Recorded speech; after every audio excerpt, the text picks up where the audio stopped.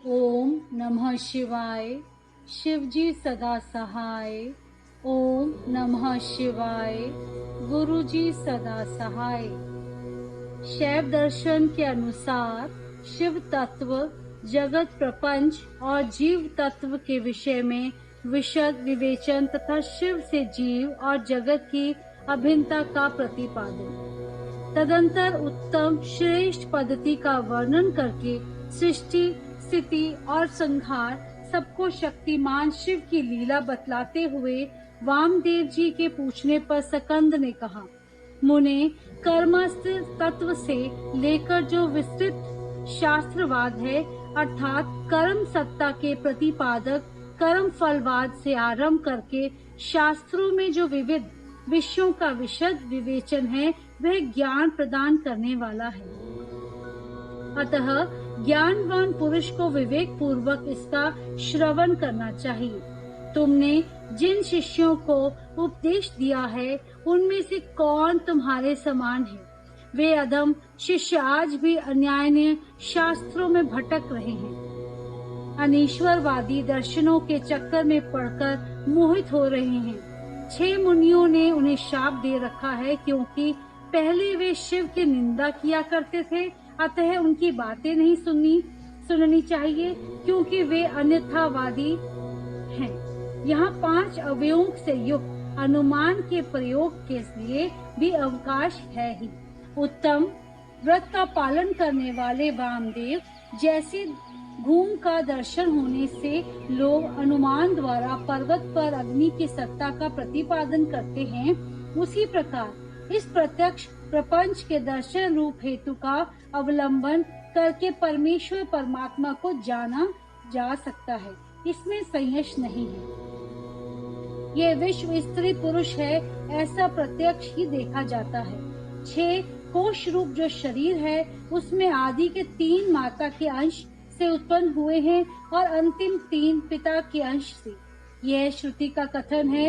इस प्रकार सभी शरीरों में स्त्री पुरुष भाव को जानने वाले लोग हैं। मुने, विद्वानों ने परमात्मा में भी स्त्री पुरुष भाव को जाना है। श्रुति कहती है, पर ब्रह्म परमात्मा सत्य, चित्त और आनंद रूप है। असत प्रपंच को निर्वित करने वाला शब्द ही सद्रूप कहा गया है। चित्त शब्द से जड़ जगत की निर्वृत्ति की जाती है। यद्यपि सत्य शब्द तीनों लिंगों में विद्यमान है, तथापि यहाँ पर ब्रह्म परमात्मा के अर्थ में पुल्लिंग सत्य शब्द को ही ग्रहण करना चाहिए। वह सत्य शब्द प्रकाश का वाचक है। सनः प्रकाशः। सनः शब्द स्पष्ट रूप से प्रकाश का वाचक है। परमात्मा में जो सत्ता या प्रकाश रूपता है, वह उसके पुरुष भाव को सूचित करती है। ज्ञान शब्द का पर्यायवाची जो चित्त शब्द है, वह स्त्रीलिंग है, अर्थात परमात्मा में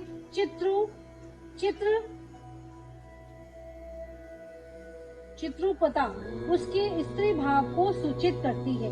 प्रकाश और चित्त ये दोनों जगत के कारण भाव को प्राप्त हुए हैं। इसी प्रकार सच्चिदात्मा परमेश्वर भी जब जगत के कारण भाव को प्राप्त होते हैं, तब उन एकमात्र परमात्मा में ही शिव भाव और शक्ति भाव का भेद किया जाता है। जब तेल और बत्ती में मलिनता होती है, तब उसके प्रकाश में भी मलिनता आ जाती है। चिता की आग आदि में अशिवता और मलिनता स्पष्ट देखी जाती है। अतः मलिनता आदि आरोपित वस्तु है। उसका निर्वर्तक होने के कारण परमात्मा के शिव तत्व का ही श्रुति के द्वारा प्रतिपादन किया गया है। जीव के आश्रित जो शक्ति है, वह सदा दुर्लभ होती है। उसकी निर्वृत्ति के लिए ही परमात्मा में सार्वकालिक सर्वशक्तिमता विद्यमान है। ईश्वर बलवान है, शक्तिमान है, यह व्यवहार देखा जाता है। महामुने, वामदेव लोक और वेद में भी सदा ही परमात्मा की शिव रूपता और शक्ति रूपता का साक्षात्कार कराया गया है। शिव और शक्ति के संयोग से निरंतर आनंद प्रकट रहता है। अतः मुने, उस आनंद को प्राप्त करने के उद्देश्य से ही पाप रहित मुनि शिव में मन लगाकर निरामय शिव को प्राप्त हुए हैं। उपनिषदों में शिव और शक्ति को ही सर्वात्मा एवं ब्रह्म कहा गया है। ब्रह्म शब्द से बृहदात्मक अर्थगत व्यापकता एवं सर्वात्मकता का ही प्रतिपादन होता है। शंभु नामक विग्रह में बृहदत्व और बृहतत्व नित्य विद्यमान है। सदोजाति प्रपंच ब्रह्मय शिव विग्रह में विश्व की प्रतीति ब्रह्म शब्द से ही कही गई है। वामदेव हंसः पद को उलट देने से सोहम पद बनता है। सोहम पद बनता है, उसमें प्रणव का प्रकाश कैसे होता है, यह तुम्हारे स्नेहवश में बता रहा हूँ, सावधान होकर सुनो। सोहम पद में से सकार और हकार नामक व्यंजनों को त्याग देने से स्थूल ओम शब्द बच रहता है, जो परमात्मा का वाचक है। तत्वदर्शी मुनि कहते हैं कि उसे महामंत्र रूप जानना चाहिए। उसमें जो सूक्ष्म महामंत्र है उसका उद्गार मैं तुम्हें बता रहा हूँ। हंसः पद में 3 अक्षर है, ह अ स। इन तीनों में जो अ है वे 15वें और 16वें के साथ है। सकार के साथ जो अ है वे विसर्ग सहित है। वह यदि सकार के साथ ही उठकर ह के आदि में चला जाए तो हंस के विपरीत सोहम यह महामंत्र हो जाएगा। इसमें जो सकार है वह शिव का वाचक है, अर्थात शिव ही सकार के अर्थ माने गए हैं। सत्तात्मक शिव ही इस महामंत्र के वाच्यार्थ हैं। यह विद्वानों का निर्णय है। गुरु जब शिष्य को इस महामंत्र का उपदेश देते हैं तब सोहम पद से उसको शातात्मक शिव का ही बोध कराना अभीष्ट होता है, अर्थात वह यह अनुभव करे कि मैं शाक्त्यात्मक शिव रूप हूँ। इस प्रकार जब यह महामंत्र जीव पर होता है, अर्थात जीव की शिव रूपता का बोध कराता है, तब पशु अपने को शक्त्यात्मक एवं शिव का अंश जानकर शिव के साथ अपनी एकता सिद्ध हो जाने में से शिव की समता का भागी हो जाता है। अब श्रुति के प्रज्ञान ब्रह्म इस वाक्य में जो प्रज्ञानम पद आया है उसके अर्थ को दिखाया जा रहा है।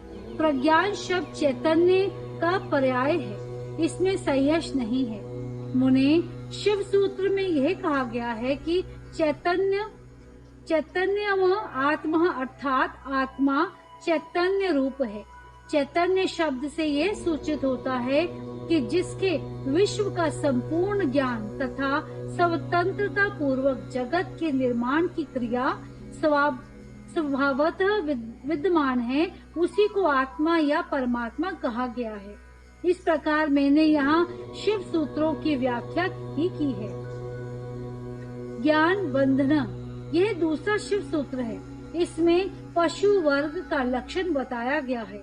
इस सूत्र में आदि पद ज्ञानमः के द्वारा किंचित मात्र ज्ञान और क्रिया का होना ही जीव का लक्षण कहा गया है। यह ज्ञान और क्रिया पराशक्ति का प्रथम स्पंदन है।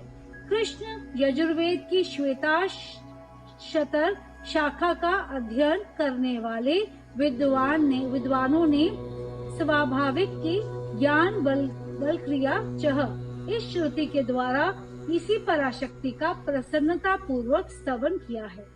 भगवान शंकर की 3 दृष्टियां मानी गई हैं, ज्ञान, क्रिया और इच्छा रूप। ये तीनों दृष्टियां जीवों के मन में स्थित हो इंद्र ज्ञान गोचर देह में प्रवेश करके जीव रूप को सदा जानती और करती है। अतः यह दृष्टि त्रय रूप जीव आत्मा का स्वरूप ही है, ऐसा निश्चित सिद्धांत है। अब मैं जगत प्रपंच के साथ प्रणव की एकता का बोध करने वाले प्रपंचार्थ का वर्णन करूंगा। ओमितिह सर्वम अर्थात यह प्रत्यक्ष दिखाई देने वाला समस्त जगत ओंकार है। यह सनातन श्रुतियों का कथन है। इससे प्रणव और जगत की एकता सूचित होती है। तस्माद् वह इस वाक्य से आरंभ करके 33वीं श्रुति में संसार की सृष्टि का क्रम का वर्णन किया है। वामदेव उस श्रुति का जो विवेकपूर्ण तात्पर्य है उसे मैं तुम्हारे स्नेहवश बता रहा हूँ। सुनो, शिव शक्ति का संयोग ही परमात्मा है। यह ज्ञानी पुरुषों का निश्चित मत है। शिव की जो पराशक्ति है उससे चिचिक्ति प्रकट होती है। चिचिक्ति से आनंद शक्ति का प्रादुर्भाव होता है। आनंद शक्ति से इच्छा शक्ति का उद्भव हुआ है। इच्छा शक्ति से ज्ञान शक्ति और ज्ञान शक्ति से पांचवी क्रिया शक्ति प्रकट हुई है। मुने, इन्हीं से निर्वित आदि कलाएं उत्पन्न हुई हैं। चिचिक्ति से नाद और अनाद शक्ति से बिंदु का प्रकाश बताया गया है। इच्छा शक्ति से मकार प्रकट हुआ है। ज्ञान शक्ति से पांचवा स्वर कार उत्पन्न हुआ है और क्रिया शक्ति से आकार की उत्पत्ति हुई है। मुनीश्वर, इस प्रकार मैंने तुम्हें प्रणव की उत्पत्ति बतलाई है। अब ईशानादि पंच ब्रह्म की उत्पत्ति का वर्णन सुनो। शिव से ईशान उत्पन्न हुए हैं। ईशान से तत्पुरुष का प्रादुर्भाव हुआ है। तत्पुरुष से अघोर का, अघोर से वामदेव का और वामदेव से सजोजात का प्रकाश हुआ है। इस आदि अक्षर प्रणव से ही मूलभूत 5 स्वर और 33 व्यंजन के रूप में 38 अक्षरों का प्रादुर्भाव हुआ है। अब कलाओं की उत्पत्ति का क्रम सुनो। ईशान से शांति पीता कला उत्पन्न हुई है। तत्पुरुष से शांति कला, अघोर से विद्या कला, वामदेव से प्रतिष्ठा कला और सजोजात से निर्वृत्ति कला की उत्पत्ति हुई है। ईशान से चिचिक्ति द्वारा मिथुन प्रपंच की उत्पत्ति होती है। अनुग्रह, तिरोभाव, संहार, स्थिति और सृष्टि, इन 5 कृत्यों को का हेतु होने के कारण उसे पंचक कहते हैं। यह बात तत्वदर्शी ज्ञानी मुनियों ने कही है। वाचक के संबंध से उनके मिथुन तत्व की प्राप्ति हुई है। कला वर्ण स्वरूप इस पंचक में भूत पंचक की गणना है। मुनिश्रेष्ठ, आकाश आदि के क्रम से इन 5 मिथुनों की उत्पत्ति हुई है। इनमें पहला मिथुन है आकाश, दूसरा वायु, तीसरा अग्नि, चौथा जल, 5वां मिथुन पृथ्वी है। इनमें आकाश से लेकर पृथ्वी तक के भूतों का जैसा स्वरूप बताया गया है उसे सुनो। आकाश में एकमात्र शब्द ही गुण है। वायु में शब्द और स्पर्श 2 गुण हैं। अग्नि में शब्द, स्पर्श और रूप, इन 3 गुणों की प्रधानता है। जल में शब्द, स्पर्श, रूप और रस, ये 4 गुण माने गए हैं। तथा पृथ्वी शब्द, स्पर्श, रूप, रस और गंध, इन 5 गुणों से संपन्न है। यही भूतों का व्यापक तत्व कहा गया है। अर्थात शब्दादि गुणों द्वारा आकाशादि भूत, वायु आदि परवर्ती भूतों में किस प्रकार व्यापक है, यह दिखाया गया है। इसके विपरीत गंधादि गुणों के क्रम से वे भूत पूर्ववर्ती भूतों से व्याप्त हैं। अर्थात गंध गुण वाली पृथ्वी जल का और रस गुण वाला जल अग्नि का व्याप्त है। इत्यादि रूप से इनकी व्याप्तता को समझना चाहिए। 5 भूतों का यह विस्तार ही प्रपंच कहलाता है।